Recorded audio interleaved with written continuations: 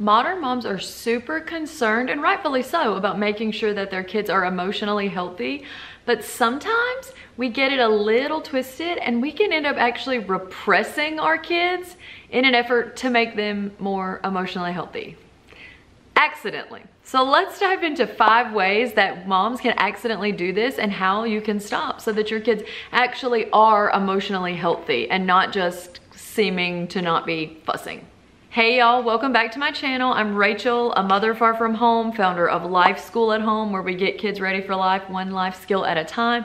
I'm a routine mentor for moms, so I help moms create peaceful family routines so they don't want to run away from home. I'm a mama of 5, a language of listening parent coach, certified sleep consultant, and on and on and on. And today we're going to talk about how we can actually raise emotionally healthy kids, not just kids who aren't unhappy, because it's not the same thing. So the first way we sort of accidentally end up repressing our kids is that we think that it is bad to feel bad, and so we never let our kids feel bad.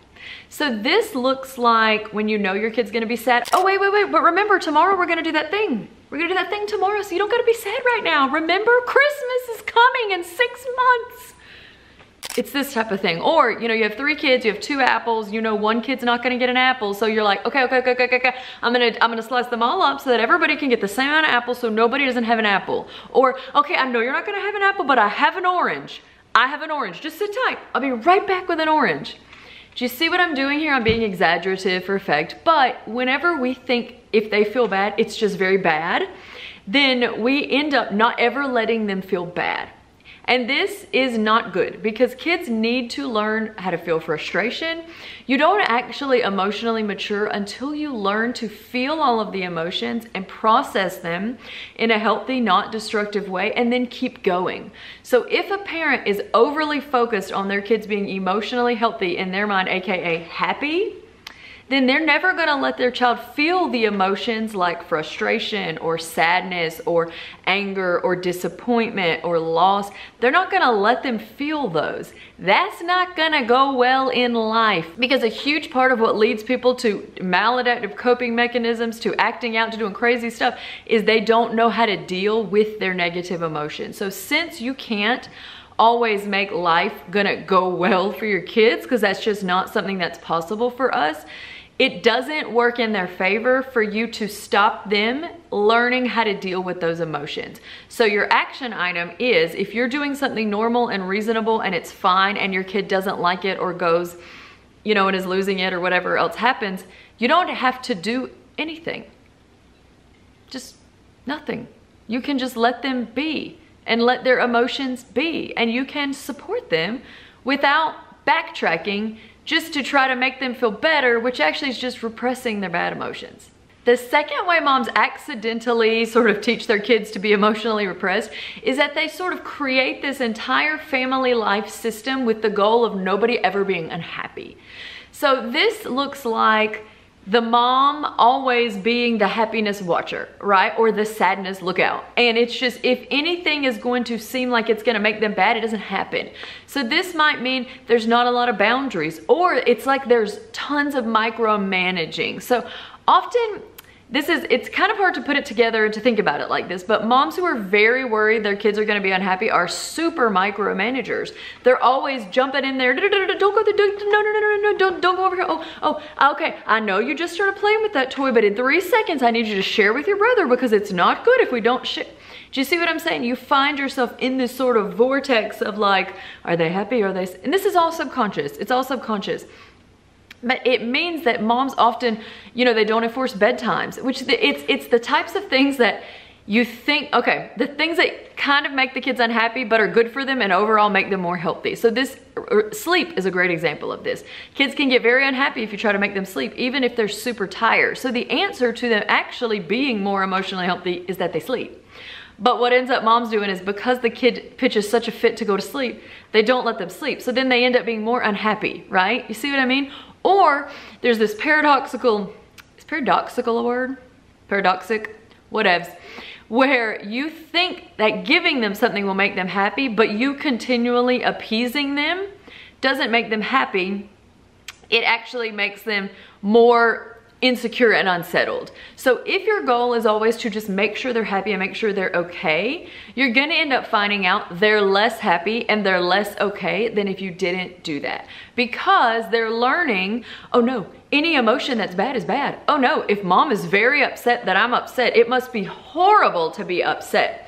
And so the minute they feel a little bit upset, they lose it. They totally lose it. Kids who are used to feeling normal amounts of disappointment and they're learned to deal with them don't go 0 to 60 like a Lamborghini. They just don't. They don't have to. Whereas kids who are afraid of feeling bad, the minute they feel bad, you know, because they're not used to it. If mom's made an environment where the kids are always happy, if they feel a little bit sad, it's like it's the end of the world. And this is a sign of emotional immaturity, which is normal in kids. But the way for them to mature out of that is to let them feel those feelings that they don't like as you support them. The third way that moms kind of unintentionally teach their kids to repress their emotions is that they are distraction or redirection pros. Now, when you have very little kids, like 1 and 2 year olds, you know, of course, if they're wanting to go over here and play with the thing that you don't want them to play with, you can bring them over to another place where you're okay if they play. Like, that is normal. But you will notice inside yourself, if you are just constantly needing to redirect, distract your kids away from their emotions, this is a sign that you don't think it's okay that they have them, right? It's about you. It's always about the mom. We always act about ourselves, right? Not always, but we tend to. That's our go-to until we can mature and grow out of that. So if the kid is sad, what this triggers in the mom is, oh my goodness, my kid is sad. My kid's not okay. They're not okay. They're not going to be okay. It's my fault. I'm a bad mom. I need to do something about this. This child is frustrated. That's on me. Let's talk about summer camp in 3 weeks. That's going to be so fun. Don't think about this thing right now. Think about summer camp, right? You're going to distract them. Or, I know you're upset about this. I know you're very, very, very upset that I have to turn the TV off. This is very distressing for you. Let's go get ice cream.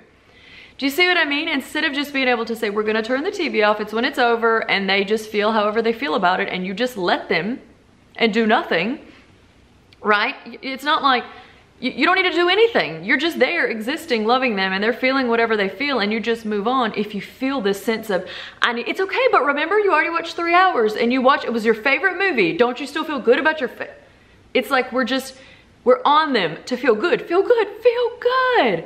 And this is a sign that we don't think it's okay if they feel bad. Because feeling bad doesn't feel good. But people who are emotionally mature know how to feel the wide range of human emotions. They know how to process them.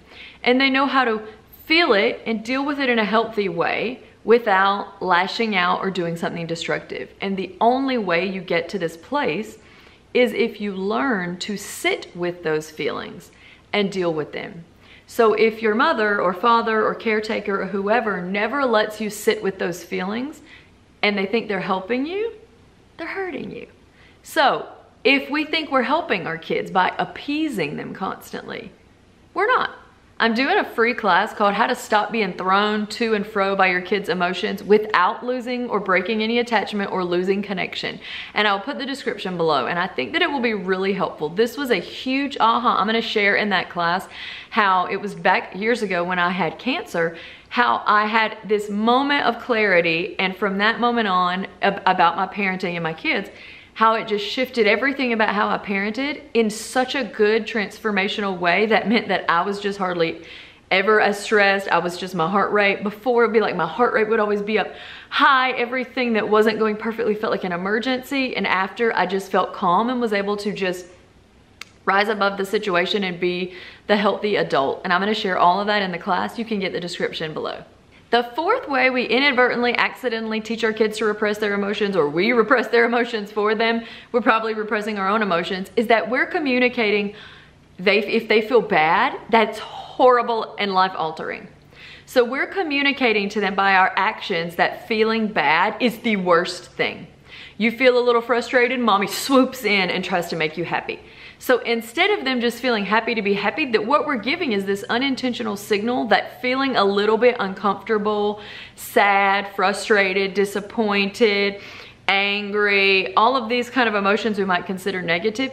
If anytime our children feel that, we swoop in to try to distract, redirect, make them feel better, comfort, we're actually communicating, It's not okay. Bad feelings are so bad. We have to avoid them at all costs. I don't know how else to say, but this is a total recipe for lifelong pain. Because avoiding bad feelings ends up being way worse than feeling them. The only way through many situations is simply to feel them, let those feelings teach you something, and keep going. This is what creates strength of character. Strength of character is not created by never feeling bad. It's actually impossible. So whenever we accidentally, it's always accidental, it's accidental. We're not doing this on purpose. Because we're so focused on them being emotionally healthy, we forget that part of emotional health, half of it, is dealing with the half of emotions that aren't as pleasant, and how to learn from those and feel them without them taking over, right? So many different things in life, addictions, a wide variety of diagnoses are basically a result of trying to not feel pain, of putting all of this pain over here and be, I am not going near there, I'm not gonna look at that, I'm not gonna touch that, that did not happen, I am not gonna feel bad, I'm gonna go over here and chase things that make me feel good. So the pathway for anybody who's coming through a lot of these situations, addictions, diagnosis, is sitting with the pain, the discomfort, the emotions they don't love. It's actually feeling these, realizing it doesn't kill you, realizing you can process that, oh, whenever I feel fidgety and nervous, you know, I'll sometimes tell my kids to kind of jump up and down to get the energy out. Or I'll go for a walk or doing deep breathing. See, they don't have any of these healthy ways to deal if they never feel bad, because we're communicating, feeling bad is gonna kill you. And, you know, many people who have gone through intense emotional pain and losing those they love and various things, they can tell you feeling bad does not kill you. Even if you wish it did, it doesn't. It's just something you gotta learn to deal with. So if you're accidentally like never letting your kids feel bad, what you're gonna find is that your kids freak out more, they lose their temper more, they actually end up having less respect for you. This happens, I don't know why, I'm sure somebody with a PhD in psychology is going to be able to pinpoint it in a specific way, but kids will often sort of despise you if you don't let them be, right? They see that you're just always trying to appease them, and they start to be quite disrespectful. It's really, I was working with a mom about this the other day, and she said she realized she was doing this appeasement. They were going through a tough time, and so her kids were traumatized, and she was too, and she was tired, and she realized she had gotten into an appeasement cycle. She never let them feel bad, and whenever she zoomed back on that and stopped, she said literally within a day or two the house was so much more peaceful. It was a quick solution. It was a quick win. It was quickly able to turn it around, and I hope that's the case for you too. And the fifth way we inadvertently, accidentally repress our kids is that we lecture them about why they shouldn't be feeling bad. And this just doesn't work. Now, if this worked, then I would say, and this is how I generally am in life. There's many times I come to a situation and the thing I want to do really bad to feel better, I just know it isn't gonna work. And I say, do I wanna do it because it makes me feel good, or do I wanna do something that works? And generally, I just choose what works. So lecturing your kids to not feel bad doesn't work.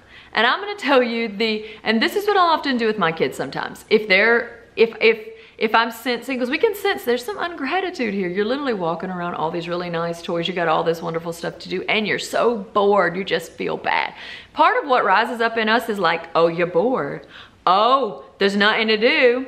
Oh yeah, this fantastic life I made for you, and you're bored. Well, guess what I did as a kid? You know, this is normal, right? I feel like this too, right? But telling them all this does not help. So my son came in and he wanted to watch TV, and I was like, no, we're not watching TV right now. And he was very sad. And then he, so I was like, I wanted to be like, here's all these things you could do. And then I realized that's not gonna help. So I just immediately did what we say in language of listening, say what you see. I was like, literally nothing is gonna make you happy except TV. And he's like, yes.